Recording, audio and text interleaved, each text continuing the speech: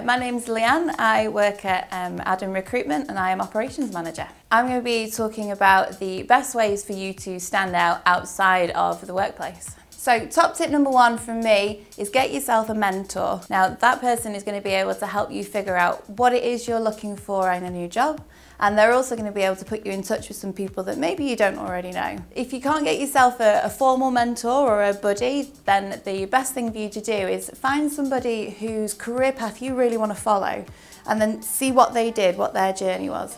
That way you can see the best route to your ideal career. My tip number two would be going out networking and taking a look at your personal brand. So for networking, it might sound intimidating, but it really is the best way for you to get your face and your name known in your industry. There's loads of events all over the city, but it's not the only way to get across your personal brand. Social media is a really good way of doing that. Now, if you don't want future employees to see your Facebook night out pictures, make your accounts private. But it's also a good place for you to share things like the stuff you're interested in, the knowledge of your industry, and connect with people that you wouldn't otherwise be able to get in front of. Tip number three is all about complementary courses. What I mean by that is you might have a degree in marketing, but you could go ahead and do a Google course relating to PPC. It might not directly be what you want to go and do, but it's that extra bit of knowledge that's going to make you stand out to an employer.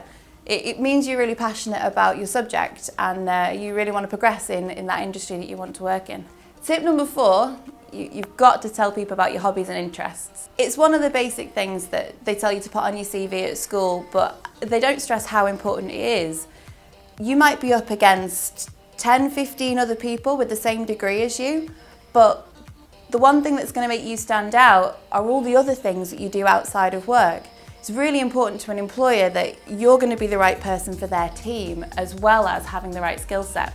So it could be that the two of you share a hobby and you've got plenty in common.